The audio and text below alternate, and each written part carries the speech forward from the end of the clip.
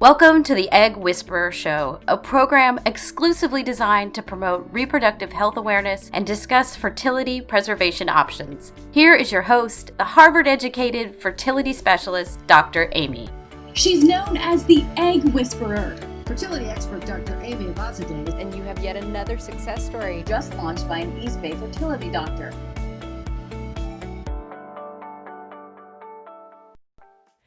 The title of tonight's show is Fertility Support, What You Need to Know About Supporting You, Your Friends, or a Family Member During Fertility Treatment. When I think of the word support, the words that come into my mind are stand up for yourself. That's it.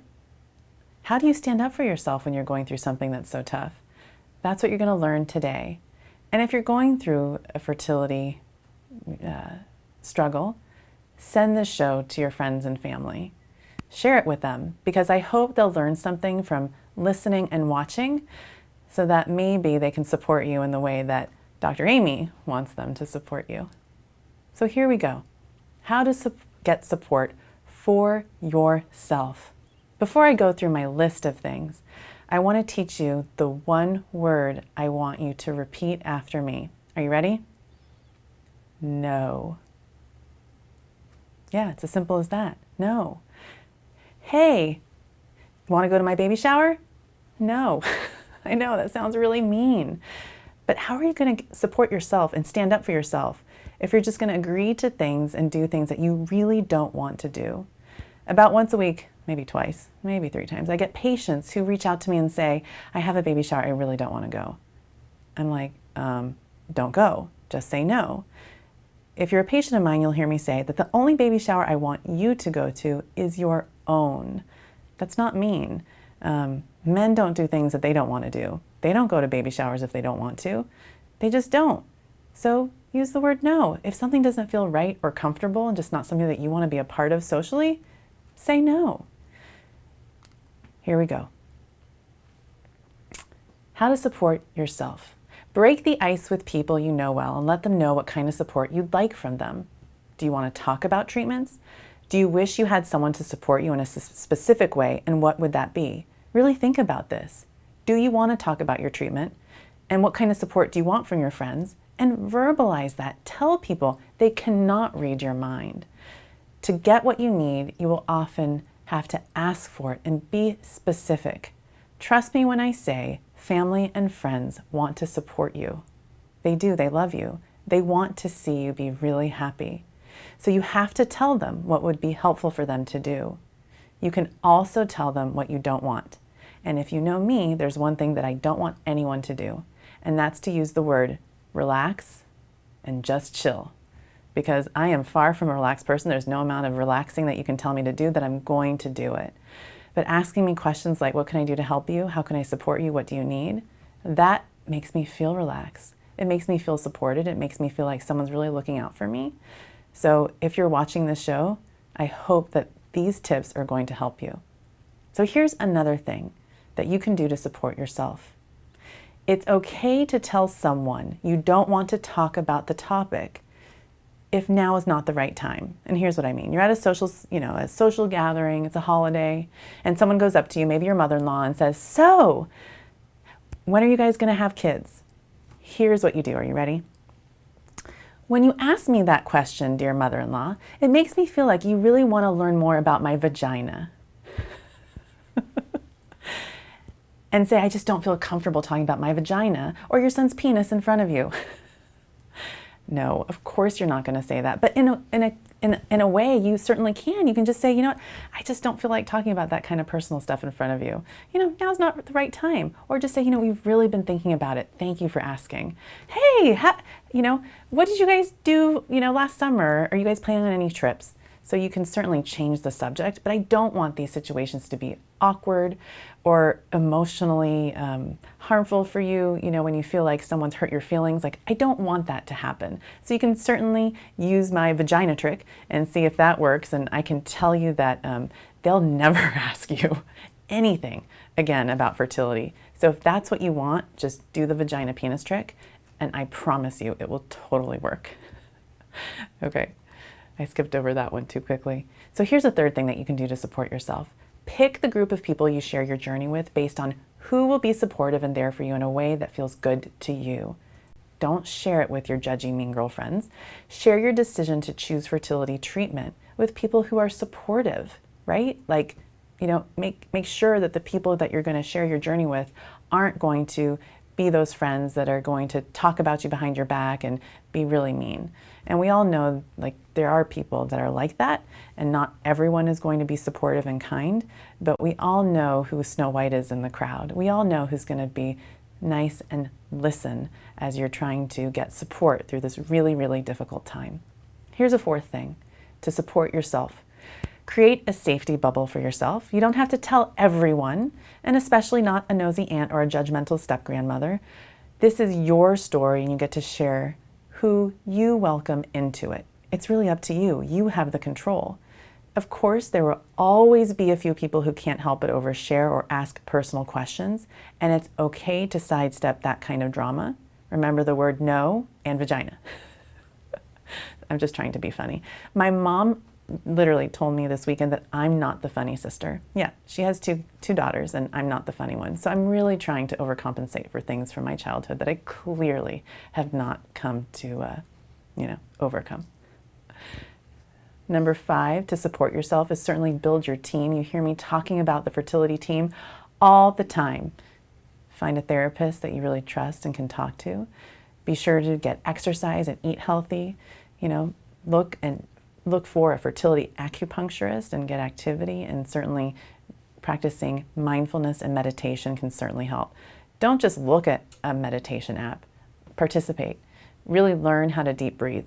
When I tell my patients, find your happy place right now, if we're going through something stressful like a procedure or a blood draw, I really want patients to visualize it, know what the sky looks like, the walls look like, the sound of the floor as you're walking on it, wherever that happy place may be. You have to work hard to do these things mentally, visually. This is called active thinking. You don't want those passive negative thoughts to constantly invade your brain. You want to be able to push them out and just be as joyful as you can throughout this, somewhat often tough journey of being a fertility patient. Number 6 is take time to do something and experience something that takes you out of the fertility bubble each day, because it can be all-encompassing and all-consuming. Mindfully find something that you really look forward to, like literally a comedy show, going out to dinner, a bottle of wine that you and your husband, partner, girlfriend can share. These are the things that I want you to actively do so that you look forward to life and things together with your partner or on your own. Number 7 is celebrate every win, no matter how small. Seems silly to learn about a new diagnosis and have a new plan and consider that a win, but every experience, even though it does not involve a positive pregnancy test, is a learning experience that will take you to hopefully what is meant to happen for you. So I talk about a PMA, it's not PMS, it's a positive mental attitude. I've talked about this throughout the show. It's something that I learned in high school. I heard a speaker talking about this in a speech, and that has always stayed with me, is that life is too short not to celebrate every single success, no matter what the outcome will be, because no matter what happens, what I tell my patients is, look, we're in this together, and these are all learning experiences that will only help guide us. So that's basically what I want to share with you about how to be supportive for yourself. Stand up for yourself, say the word no, and the other part, if people ask you questions that you just really don't feel like answering. So what if you have a family member or friend who's going through fertility treatment? So this is the part of the show that I want you, if you're a fertility patient, to send to all your friends and family. I'm hoping that they'll listen to these tips and then heed the advice that I'm about to give. So here's a step. Ask your friend how they would like to be supported. Literally, would talking be welcome? Say, hey, I'd love to talk to you about what's going on. Just let me know. Anytime you want someone to listen, I'm here for you. Ask them if just being together and not talking about fertility might feel good. Hey, you want to go out? We don't have to talk about anything fertility related. Would just like to spend time with you and do something fun. You can also ask, are there topics that they want to share about and others that they just don't want to discuss? It's really helpful to maybe have some ground rules. And so, you don't want to feel like you're stepping on eggshells when you're around your friend, but certainly if you just talk about it, then it feels good to say something like, hey, if there's anytime that I bring up that just makes you feel uncomfortable, can you just say, I don't want to talk about it right now, and I will totally get it. See, use words, you communicate clearly. How can people read your mind unless you actually communicate and talk about stuff? Ask your friend literally what feels right for them. Say it. Hey, what feels right for you right now? Talk to me about it. I'm here to listen to you. Here's another way to be supportive of a friend or family member who's going through fertility treatment. Don't shy away from speaking to your friend just because you don't know what to say. Jumping in and saying something heartfelt affirms your friendship, and it will mean so much to them. Someone once said, quote, "You didn't have to know what to do, but that didn't mean that you shouldn't do nothing at all." So just saying something like, hey friend, I'm here for you no matter what's going on right now. I'm happy to just listen, hang out. Let me know how I can help you.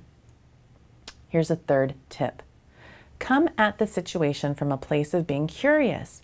Ask questions, ask how your friend feels. Take their lead on where they want to go with the conversation. So you can just say, hey, how are you feeling? And if they don't bring up anything related to fertility, please don't probe. Don't be that nosy person or nosy friend, because at the end of the day, if there's something that they want to share with you, trust me, if you're a close enough friend, they will confide in you. But it feels very uncomfortable for people to be asked questions that they're not ready to talk about, because I can maybe, if they've watched this show, they might be like, I think you're going to hear about my vagina next. Here's tip number 4. So conversations around a cycle that didn't take or a pregnancy loss, no matter what, are always hard. Checking in with someone to tell them you care about them is always welcome. If you're able to do more, that's welcome too. But don't feel like you have to fix anything for someone who's going through a hard time. Giving them the space to just be is often the biggest gift that you can give them. And if they want space, they're not saying that they don't want to be your friend. They literally just need space. They will come back when they're ready. But if you feel like you're just wanting to reach out and say hi, you can say, hey, I'm thinking about you. That's it. And you can even say, it sounds like you just want more space, and I'm going to be here whenever you're ready. That really helps. That makes someone feel supported and loved and cared for. Here's another tip. So, if you're really motivated and curious, and there are people out there like this who love to Google everything that has nothing to do with themselves, you can do research to better understand what your family or friend is going through. Find out what the treatment is, how it works, and dig in. It would be pretty cool from my perspective if a family member did that, just to, read up on the topic. But I would say at that point, don't necessarily be that friend that shares that information, because I promise you that your family member or friend, they probably are already an expert in whatever their diagnosis is. But you can suggest, say, hey, I've done a lot of reading. Do you want me to share some of the information I have that I've read? And I'd love to talk to you about it. And if they say no, just, leave it there. But what I don't like happening is when family members or friends Google things and then they share articles and information, and it's just not that helpful, especially if you might be perpetuating fertility myths that the patient has heard so many times before. And we all know what they are, like just relax and just chill, and then maybe it will happen. See, those are the two things that you better not say to me if you're trying to support me and be my friend. Here's number 6. Be mindful that the person or couple going through treatment likely doesn't want to talk about everyone else who's having a baby. They don't want to talk about news surrounding anything fertility or baby related about anyone else, or about the unusual thing that they did to get pregnant and they tried. Well, it might seem interesting and helpful from the outside, but it's generally not helpful when you're already under the care of a physician and are working through your own options. Again, as part of that, please don't share the fertility myths out there, because trust me, your friend is already reading them online. They're already doing their own research, and they're already hearing it probably from people that it's not necessarily welcome. So just trust me, don't be that person. Be the person in number 5 where you're doing research, keeping it to yourself, and certainly just asking your friend if they want to talk about stuff that you've read about. Here's a 7th way to support. a family member or a friend through fertility treatment. If a friend declines going to your baby shower and doesn't want to talk about your pregnancy, please let it be okay. Don't let it hurt your feelings. There are people that I've heard say things like, I just can't relate to anyone who's going through fertility treatment because I've never had the problem, so I don't understand why they wouldn't come to my baby shower. Well, call me and I can tell you why. Their heart is shattered in a trillion pieces maybe. They have reminders all the time about how everyone else is successful with this one thing that they really want and they're not. So please be empathetic and caring and just welcoming. You can always say things like, I totally understand why you're not coming to my baby shower, but I just want you to know that I would have loved for you to have been there, and I can't wait when the day comes for me to be at yours. Please tell me what I can do to help you, right? That's way cooler than being that friend's like, well, she's not coming to my baby shower, so I'm not going to talk to her anymore. Your friend still wants you to be friends with her, even though you're pregnant and having a baby. But it's just sometimes an emotional thing to watch other people pass you by in life with the milestones that you were hoping to have too, okay? So here's number 8. Do be the friend who shares about your journey if you're asked. Be that person. If you've gone through a journey and see a friend struggling, I can tell you that it's a very lonely process to be going through fertility treatment if no one opens up. So share what you went through if you had a struggle. We don't talk about these things enough, although we are doing a really good job talking about them more and more, but certainly we can still do better about making this topic something that's certainly not taboo at all to bring up among each other. So I'm almost done with tonight's show. I want to teach you guys these 5 questions, the questions that you can ask a friend or family member. They're really easy. Whether you're a spouse, a boyfriend, a girlfriend, these are a mom, a sister, an aunt. These are questions anyone can ask to someone who's going through fertility treatment to help them feel supported. They're not going to feel like you're asking something that's too nosy or invasive. They're just going to feel loved. And here are the questions.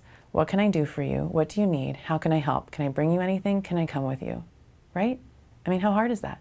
So if you're a partner of someone who's going through fertility treatment, or regardless, the other way around, because certainly it affects men and women, just text your wife, text your girlfriend, text your husband. What can I do for you? What do you need? How can I help? Just throughout the day.